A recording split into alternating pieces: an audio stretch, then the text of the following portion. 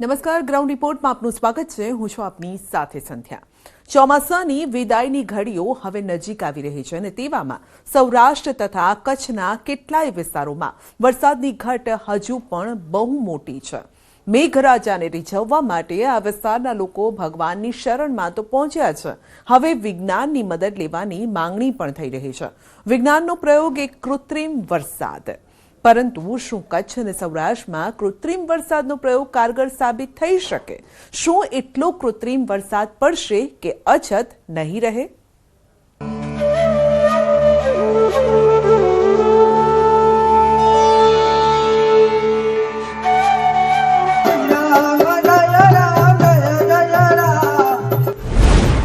મેઘરાજાને રીઝવવા રામધૂન.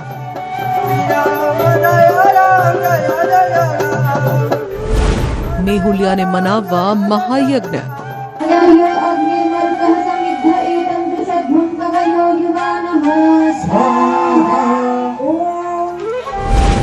હવે કૃત્રિમ વરસાદની માંગણી.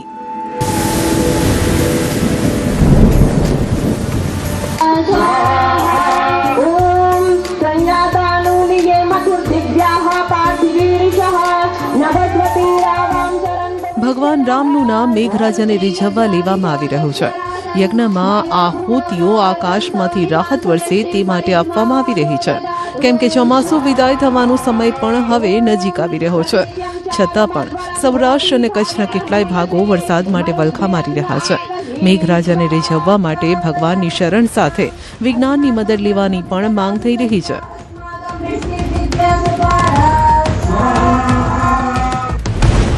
સૌરાષ્ટ્રમાં વરસાદની ઘટ માટે નકલી વરસાદ. જે વાદળો કુદરતના ઇશારા પર કામ કરતા હતા, આજે તે વાદળોમાં વૈજ્ઞાનિકોનો પગ પેસારો થઈ ચૂક્યો છે. ચોમાસામાં વરસાદની ઘટ વચ્ચે આ નકલી વરસાદથી રાહત શોધવામાં આવી રહી છે. પહેલા વિજ્ઞાને પ્રગતિ કરી તો વરસાદની સિસ્ટમને સમજી વરસાદ કેટલો અને ક્યારે પડશે તેની આગાહી કરવામાં આવી.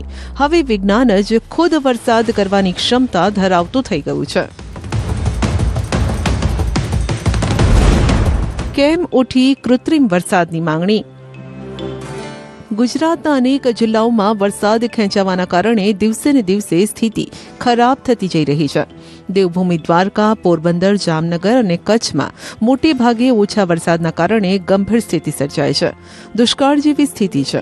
અડધા ગુજરાતમાં વરસાદની ઘટ છે, અથવા વરસાદ પડ્યો છે તો પણ અસાધારણ પડ્યો છે.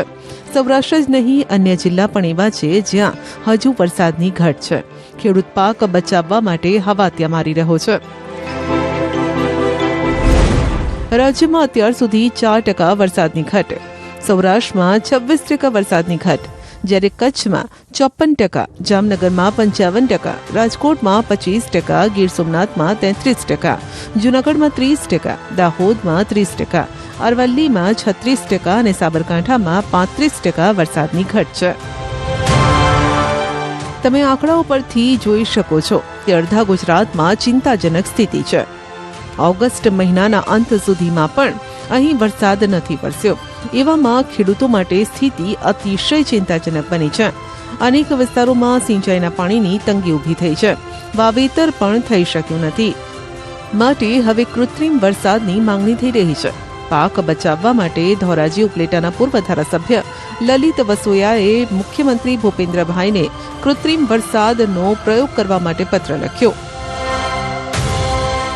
રાજ્ય સરકારને ગુજરાતના મુખ્યમંત્રીને પત્ર લખી અને તાત્કાલિક ધોરણે સૌરાષ્ટ્રની અંદર કૃત્રિમ વરસાદનો પ્રયોગ કરવો જોઈએ, અને તો જ ખેડૂતોના ઊભા પાક બચી શકશે, ખેડૂતોને એનાથી ફાયદો થશે. એટલે રાજ્ય સરકારને મીડિયાના મારફતે પણ વિનંતી કરું છું કે તાત્કાલિક ધોરણે સારું વાતાવરણ છે અને કૃત્રિમ વરસાદનો પ્રયોગ કરવો જોઈએ. આપમાંથી કેવી રીતે વરસાવાય છે નકલી વરસાદ? માણસ કેવી રીતે વાદળોને વરસાદનો આદેશ આપતો થયો છે? શું અછતમાં કૃત્રિમ વરસાદ થઈ શકે છે ઉપયોગી? આ સવાલ તમારા મનમાં પણ થતો હશે. વરસાદ તો આકાશમાંથી જ વરસે, વાદળો જ વરસાવે, પણ તે કૃત્રિમ કે નકલી કેમ? આ માટે આપણે સૌથી પહેલા કૃત્રિમ વરસાદની પૂરી પ્રક્રિયા સમજવી પડે. એકદમ સરળ ભાષામાં સમજીએ તો પ્લેનમાં કિનારાની પાંખોમાં ફ્લેયરના બોક્સ હોય છે, જેમાં રસાયણ ભરવામાં આવે છે. ત્યારબાદ આ પ્લેન વાદળો વચ્ચે જાય છે. ત્યારબાદ ફ્લેયર પોતાની અંદરના રસાયણને વાદળમાં છોડે છે. ત્યારબાદ વરસાદની પ્રક્રિયાની આખી સિસ્ટમ તૈયાર થાય છે અને પછી વાદળ વરસાદના રૂપમાં વરસવા લાગે છે. આ માટે silver iodide, potassium iodide, carbon dioxide એટલે કે સૂકો બરફ અને મીઠાનો ઉપયોગ થાય છે, જેને ટાર્ગેટ વાદળ સુધી પહોંચાડવામાં આવે છે. કૃત્રિમ વર્ષા માટે હાથ ધરાતી પદ્ધતિને વૈજ્ઞાનિક ભાષામાં ક્લાઉડ સીડિંગ પણ કહેવાય છે. ગુજરાતમાં પણ સૌરાષ્ટ્ર કચ્છના કેટલાક વિસ્તારમાં વરસાદની અછત છે. જ્યાં સિંચાઈની સુવિધા નથી ત્યાં ખેડૂતો મુશ્કેલીમાં છે. અનેક વિસ્તારમાં સિંચાઈના પાણીની તંગી ઊભી થઈ છે તથા વાવેતર પણ થઈ શક્યું નથી. જો કે કૃત્રિમ વરસાદ કંઈ એમ જ નથી થઈ જતો. તે માટે વાતાવરણ પણ સાનુકૂળ હોવું જોઈએ. પૂરતા પ્રમાણમાં ભેજવાળા અને ઊંચાઈવાળા વાદળ હોવા જરૂરી છે. વાદળ અને વાતાવરણમાં પૂરતો ભેજ પણ જરૂરી છે. વાદળનું તાપમાન અનુકૂળ હોવું જોઈએ. પવનની દિશા પણ સાનુકૂળ હોવી જોઈએ. તો હવે એક કૃત્રિમ વરસાદ શું એનો વિકલ્પ છે? કૃત્રિમ વરસાદ ડેફિનેટલી કરી શકાય. કૃત્રિમ વરસાદ એટલે એક આપણે સાયન્સની ભાષામાં એને કહીએ તો એક એવું છે કે ક્લાઉડ સીડિંગ, મતલબ આર્ટિફિશિયલી ક્લાઉડ સીડિંગ કરવાનું. એની અંદર એક અમુક પ્રકારના મિક્સર, અમુક કેમિકલ્સનું મિક્સર કરીને એ ક્લાઉડ ફોર્મેશનમાં એને એડ કરવાનો, જેના કારણે ત્યાં આગળ વરસાદની રચના બને. તો પહેલાં સૌપ્રથમ આપણે કે કૃત્રિમ વરસાદ થવા માટે પહેલાં 4 પરિબળો હોવા જોઈએ. કે પહેલાં તમારી પાસે વાદળો હોવા જોઈએ. જે બી વિસ્તાર છે, જે બી એરિયા છે, એની ઉપર એક ક્લાઉડ ફોર્મેશન હોવું જોઈએ. એ ક્લાઉડની અંદર અમુક માત્રામાં ભેજ અને પાણી હોવું જોઈએ. ત્રીજું, પવનની ગતિ સૌથી મહત્વની છે. કે પવનની ગતિ એ આપણા વરસાદને અનુકૂળ છે કે નહીં એ જોવું પડે. કારણ કે તમે ક્લાઉડ સીડિંગ કરવા જાઓ અને જો પવન વધારે હોય તો ત્યાં ખસીને બીજા વિસ્તારમાં વરસાદ વરસી જાય. અને મેઇન ચોથું મહત્વનું પરિબળ એ છે કે અપગ્રોઈંગ ક્લાઉડ એટલે બનતા વાદળો, જેમાં વરસાદ મતલબ પ્રસ્થાપિત થતો હોય છે. આ 4 પરિબળ હોય તો આપણે કૃત્રિમ વરસાદ કરી શકીએ. કૃત્રિમ વરસાદ માટે સૌરાષ્ટ્રમાં અનુકૂળ વાતાવરણ. દિલ્હીમાં હવાના પ્રદૂષણને કાબૂમાં લેવા માટે ક્લાઉડ સીડિંગ એટલે કે નકલી વરસાદનો પ્રયોગ હાથ ધરવામાં આવ્યો હતો, પરંતુ તે એટલે કે કારગર સાબિત નહોતો થયો. ત્યારે સવાલ થાય છે કે સૌરાષ્ટ્રમાં કૃત્રિમ વરસાદ માટે અનુકૂળ વાતાવરણ છે ખરું? અત્યારે હાલમાં વાત કરીએ તો પોરબંદરમાં લગભગ 7% જેવું, દ્વારકામાં પોરબંદર 17% જેવું, દ્વારકામાં 7% જેવું અને કચ્છમાં 26% જેટલો વરસાદ થયો છે. તો અત્યારે સૌથી વધારે કચ્છ, પોરબંદર અને દ્વારકાની વાત કરું તો 3 વિસ્તારની અંદર જો આપણે કૃત્રિમ વરસાદનું જો આયોજન કરવું હોય તો ડેફિનેટલી કરી શકાય. એનું મતલબ એના માટે એક જ વસ્તુ સૌથી પ્રથમ આપણે જોવી પડે કે એની ઉપર કોઈ ક્લાઉડ ફોર્મેશન છે કે નહીં, હાલમાં વરસાદી વાદળો છે કે નહીં. જો વરસાદી વાદળ હોય તો જ આપણે એની અંદર આપણે ક્લાઉડ સીડિંગ કરીને એને આપણે આગળ વરસાદમાં રૂપાંતરણ કરી શકીએ છીએ. અને જનરલી ક્લાઉડ સીડિંગની અંદર 20%થી લઈને 36% જેટલો વરસાદ થતો હોય છે. એટલે આપણે સંભાવના કહીએ કે જે કે 2 mmની સંભાવના હોય તો એ લગભગ 10 કે 12 mm સુધી વરસાદ વરસી શકતો હોય છે. પણ કચ્છની વાત કરીએ તો કચ્છની અંદર આખા કચ્છના વિસ્તારની અંદર તો ક્લાઉડ સીડિંગ કરવું કમ્પ્લીટલી અશક્ય છે. પણ કોઈક નાના મોટા ટાર્ગેટ એરિયા, કોઈ નાની સિટીની અંદર આપણે ક્લાઉડ સીડિંગ કરી શકીએ. અને ક્લાઉડ સીડિંગ માટે મેં તમને કીધું કે એ અનુરૂપ એને વરસાદને અનુરૂપ એવા ફેક્ટર હોવા જોઈએ. રહીએ વાત કરીએ દ્વારકા અને પોરબંદરની, તો દ્વારકા અને પોરબંદરની અંદર ડેફિનેટલી દરિયાના કિનારાના નજીકના વિસ્તારો છે, એટલે તો ત્યાં આગળ જો ક્લાઉડ ફોર્મેશન હોય ને, ત્યાં જો ભેજવાળા વાદળો હોય તો ક્લાઉડ સીડિંગ કરીને આપણે લગભગ કે 3-4 દિવસમાં વરસાદ વરસાવી શકીએ છીએ. કૃત્રિમ વરસાદમાં સફળતાની ગેરંટી કેટલી? સૌરાષ્ટ્ર કચ્છમાં પ્રયોગ સફળ થાય? અગાઉ દુષ્કાળની પરિસ્થિતિને પહોંચી વળવાના ઈરાદા સાથે કર્ણાટક, આંધ્રપ્રદેશ અને મહારાષ્ટ્રમાં આને લગતા પ્રયોગો થઈ ચૂક્યા છે. 2003માં કર્ણાટક, વર્ષ 2003-4માં મહારાષ્ટ્ર અને 2007માં આંધ્રપ્રદેશ ખાતે કૃત્રિમ વરસાદના પ્રયોગો કર્યા હતા. જે બાદ 2010 અને 2011માં 3 રાજ્યોના દુષ્કાળગ્રસ્ત વિસ્તારોમાં પ્રયોગ કરાયા, પરંતુ તમામ પ્રયોગો નિષ્ફળ રહ્યા.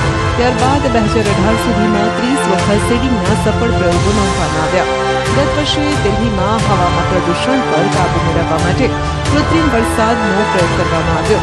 તેની પણ 2 ટ્રાયલ નિષ્ફળ રહી. સમગ્ર વિશ્વમાં કૃત્રિમ વરસાદને લઈ ઘણા પ્રયોગો કરાયા છે, તે પૈકી માત્ર અમુક ટકા સફળ રહ્યા છે.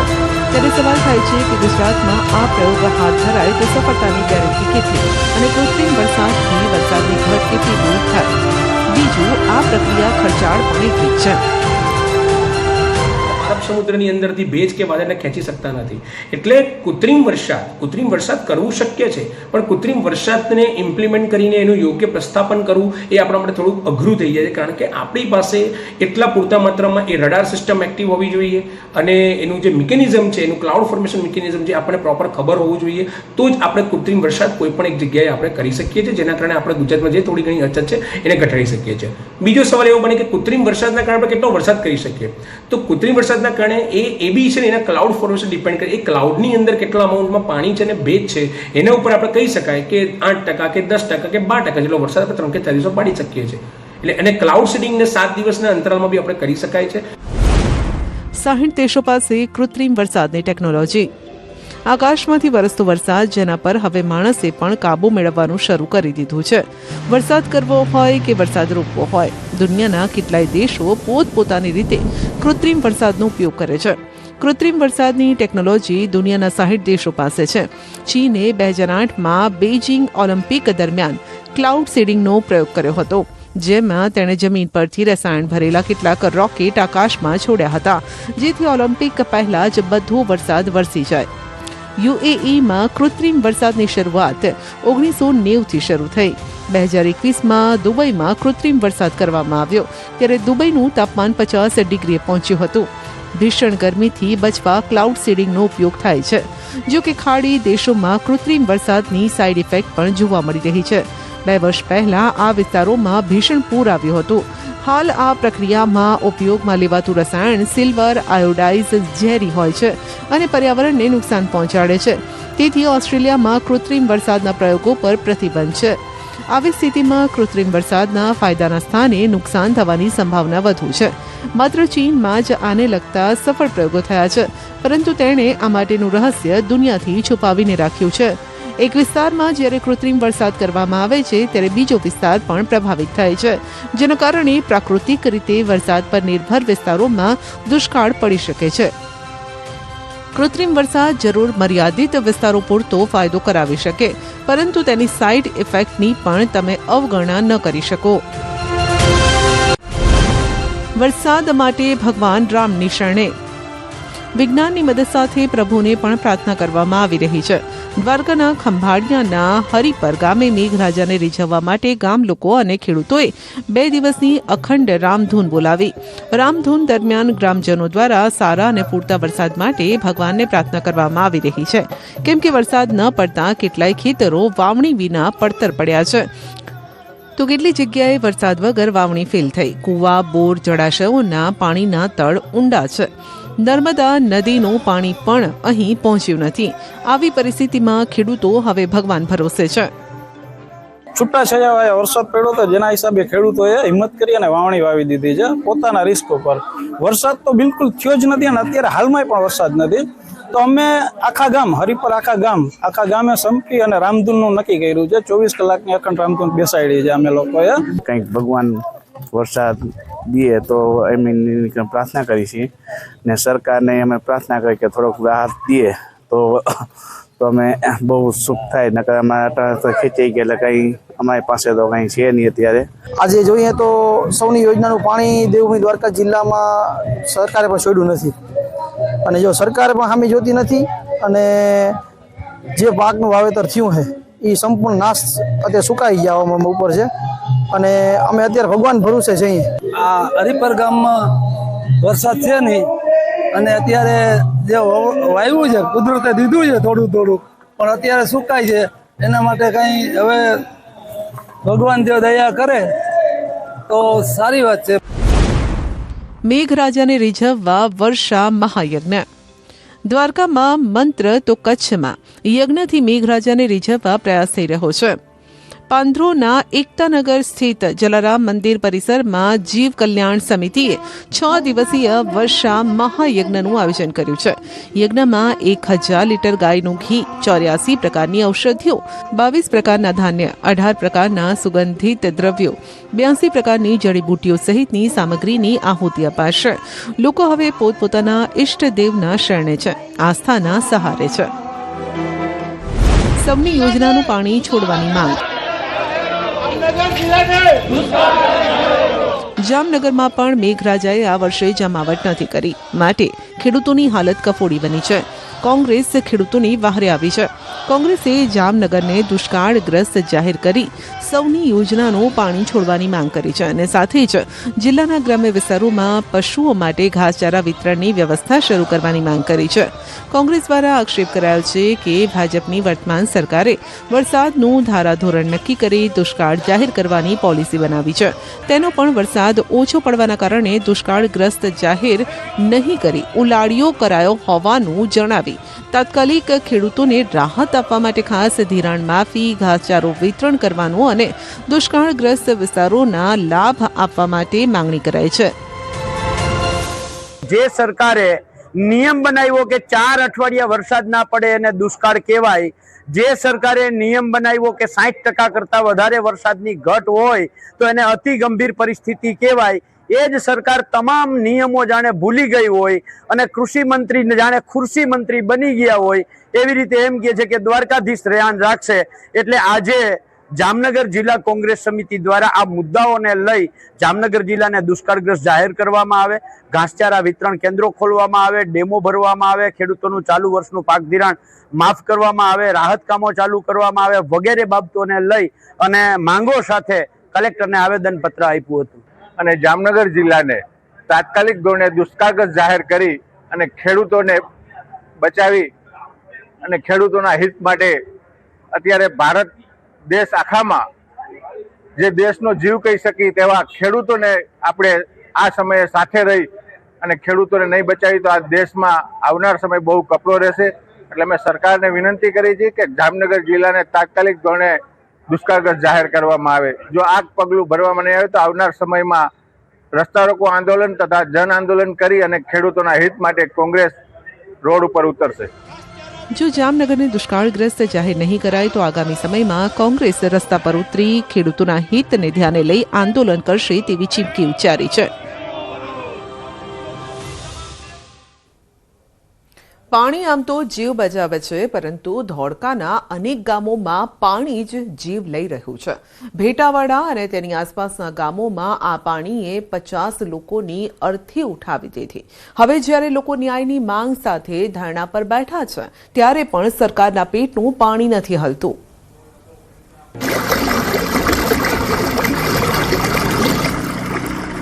ખીલીએ ટંગાઈ ગયેલા આ એ લોકો છે જે કમોતે મર્યા છે, સમયે મર્યા છે, કોઈના કુકર્મના કારણે મોતને ભેટ્યા છે. આટલું જલ્દી મોત આમના નસીબમાં હતું જ નહીં, પણ સમયની કરુણતા કહો કે સંયોગની. છેલ્લા 15 વર્ષથી એક એવી આફત ધોળકાના ભેટાવાડા ગામમાં ઘૂસી ગઈ કે 21 લોકોને ભરખી ગઈ. જેના શ્વાસ ચાલે છે તે પણ જીવન મરણ વચ્ચે ઝોલા ખાઈ રહ્યું છે. કોઈના પતિનું મોત થયું તો કોઈના જુવાન જોધ દીકરાનું, તો વળી કોઈના પેટીઓ રડવાનો આખો આધાર જ છીનવાઈ ગયો.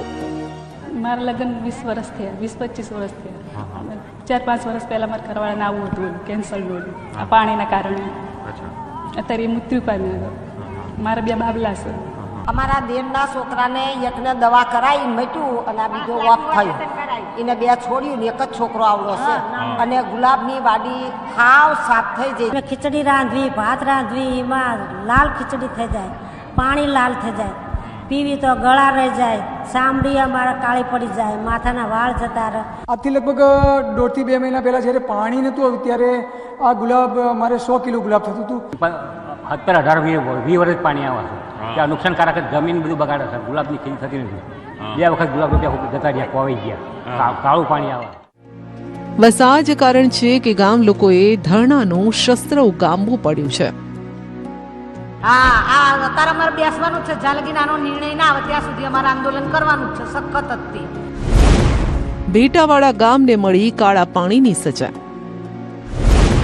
ભેટાવાડા ગામમાં 21 લોકોના મોત. આસપાસના ગામોમાંથી મળી કુલ 50થી વધુ લોકો મોતને ભેટ્યા. ધોળકા પંથકમાં દૂષિત પાણીનો આ પ્રશ્ન આજકાલનો નથી. છેલ્લા 15 વર્ષથી સળગી રહ્યો છે, પણ તંત્રને તેને ઠારવામાં રસ નથી. ભેટાવાડા ગામમાં વર્ષોથી કંપનીઓના પ્રદૂષિત પાણી આવે છે ને તેના કારણે 1, 2 નહીં પરંતુ 5 થી 7 ગામના 100થી વધુ લોકો કેન્સરનો ભોગ બન્યા છે. આટલું જ નહીં, એક જ ગામના 21 લોકો આ પાણીના કારણે મોતને ભેટ્યા છે. ભેટાવાડા અને આસપાસના 5 થી 7 ગામમાં કોઈ પરિવાર એવો નહીં હોય જેણે આ દૂષિત પાણી એ બીમારી ના આપી હોય. આ પાણી તે બોરનું પાણી જ વાપરવાનું, એના કારણે આ બધું આવું થાય. કેમિકલ વાળું પાણી આવે ને એટલે અને હાથ પગ બધાને રોગ બહુ થાય. તમને પણ કઈક પ્રશ્ન ઉભો થયો? મારા હાથ પગ બધું હું ઊભી ના થઈ શકું. બાવડા ચાલીને ઊભા કરે બેહાડે એ રીતનું. દવા ખાઉં તો હું ઊભી થઈ શકું. મારા 6-7 વર્ષથી આવું છે અને પછી એમને આવું થયું કેન્સરનું. ગ્રામજનોના જણાવ્યા અનુસાર કેટલાક વિસ્તારોમાં નળમાંથી કાળા અને લાલ રંગનું પાણી આવી રહ્યું છે. આ પાણીમાં કેમિકલની દુર્ગંધ આવે છે. સ્થાનિકોનો દાવો છે કે દૂષિત પાણીના ઉપયોગના કારણે બાળકો સહિત અનેક લોકો ચામડીના રોગનો ભોગ બન્યા છે. આ પાણી લીધેથી બધું ખંજોળીને હાલવીને જવીને તો બાબુ ઉંમર થઈ ગઈ 50 વર્ષથી હવે તો બહુ ઘરે બધા આવી ગયા હશે. આજ ગામમાં બધાને આજ પ્રશ્ન ઉભો થાય છે. હા, આ 15 વર્ષથી પાણી આવવા માંડ્યું તારનું તા બધું થાય છે, નકર તો કશું નતું થતું. એટલે પેલા કઈ નતું થતું આવું? આ પાણી આવવા માંડ્યું પછી નું થાય છે ગંદુ પાણી. તારનો બધાને કેન્સરનો રોગ થાય છે. એ પાણી કોણ છોડે છે? કંપની વાળા છોડે. આગળ કંપની વાળા ધોળકાનું કંપનીનું બધું પાણી આવે. એનાથી અમારા ગામના બધાને રોગ થાય સાંભળીને. જોઈ શકાય છે કે હાથમાં અહીં પણ આ પ્રકારનો રોગ છે. એટલે આ બધા ચામડીના રોગ થાય છે બધા લોકો. બધાને આ રોગ છે. કોઈ કે કોઈ ના કે એવું. ઘણા બધા 20 લોકો તમારા ગામમાં લોકો મરી ગયા. આના કારણે મરી ગયા? આના કારણે તે મરી ગયા બધા લોકો. હજુ નાના છોકરા. માત્ર આરોગ્ય જ નહીં પરંતુ કેમિકલયુક્ત પાણીની સીધી અસર ખેતી પર પણ પડી છે. ધોળકા વિસ્તારના ગામડાઓ ફૂલોના ખેતી માટે પ્રસિદ્ધ છે. એક બાળકને ઉછેરવામાં આવે તે રીતે અહીંના ખેડૂતો આ ફૂલના છોડને ઉછેરતા હોય છે. પરંતુ આજે ગુલાબ, મોગરો જેવા ફૂલોના છોડમાં કેમિકલયુક્ત પાણી આવવાથી બળી ગયા છે. જમીન કેમિકલયુક્ત થઈ ગઈ છે. 90% ખેતીની જમીન બની બિન ઉપજાઉ. ગુલાબના ખેતરો બળીને કાળા થયા. ન્યૂઝની ટીમ આજે તમને ગ્રાઉન્ડ રિપોર્ટ બતાવી રહી છે કે જે ધોળકા પંથકના અનેક એવા ગામો છે કે જે ગામો ગુલાબની ખેતી માટે સૌથી વધુ પ્રસિદ્ધ છે. પણ જ્યાં હું ઊભો છું એ ગુલાબનું ખેતર જ છે. આપને ચોક્કસ એ નવાઈ લાગશે કારણ કે મારી આસપાસ આપ જોઈ રહ્યા છો કદાચ એ બાવળિયા હશે, પરંતુ આ બાવળિયા નથી, આ ગુલાબના છોડવાઓ છે. પરંતુ એ છોડવાઓ કેમિકલયુક્ત પાણીના કારણે એટલા બળી ગયા છે કે જેની અંદર હવે કદાચ મૂળમાં પણ એ ક્યારે પણ નવેસરથી હવે આ ગુલાબ અહીં નહીં થઈ શકે. ધોળકા તાલુકાના 4 જેટલા ગામોમાં નગરપાલિકા અને સ્થાનિક ફેક્ટરીઓ, કંપનીઓ દ્વારા છોડાતા દૂષિત તથા કેમિકલયુક્ત પાણીના કારણે ગંભીર પરિસ્થિતિ સર્જાય છે. અગાઉ ગુલાબ નગરી તરીકે ઓળખાતા આ વિસ્તારની ફળદ્રુપ જમીન આજે બંજર બની ગઈ છે. દૂષિત પાણી ખેતરોમાં ફરી વળતા જમીનમાં ઉતરતા પીવાના તેમજ સિંચાઈના બોર પણ સંપૂર્ણ બગડી ગયા છે. મોટી સમસ્યા એ છે કે આ તો નાના ખેડૂત છે. 1-2 વીઘા માંડ જમીન તેમની પાસે હોય, એમાં જે પાકે તેના પર જ પેટીયું રડાય. હવે જો એનાય આ હાલ થયા હોય તો ખેડૂતો શું ખાય? આ જ્યારે અમારો પાક તૈયાર થઈ ગયો હતો ત્યારે અત્યારે કેમિકલયુક્ત પાણી આવ્યું. અહીંના લીધે અત્યારે આ એક વાડીને અહીંથી અમારા ગામની 300 થી 400 વીઘાની અંદર વાડી આવે છે. એ આખી પાણીની અંદર આ ગરકાવ થઈ જાય આ વખતે કેમિકલવાળા પાણીથી, જેથી આખી બધો પાક નાશ થયો છે. અમારા ગામમાં દરેક ખેડૂતની જમીન 2 થી 3 વીઘા જમીન હોય છે. આખા ગામની થઈને 600 વીઘા જમીન છે. એમાં અમારા ગામના 300 ફેમિલી આખું એની ઉપર નિર્ભર હોય છે અને એમાં 300 વીઘાની અંદર અમારે પાક બગડી ગયો છે. આ કેમિકલવાળા પાણીમાં અમારે ગુલાબની વાડી કિનારના શેઢો હોવાથી 24 કલાક ગુલાબમાં કેમિકલયુક્ત પાણી રહે છે. તથા બોરના પાણી બગડી ગયેલ છે. બોર છે અમારે કેમિકલવાળું પાણી છે. ઢોરા પીતા નથી, માણા પણ પીતા નથી. આજે 20 દિવસથી બોર મારો કિનારીમાં ચાલુ છે અને પાણી હજુ અશુદ્ધ આવે છે, શુદ્ધ પાણી આવતું નથી.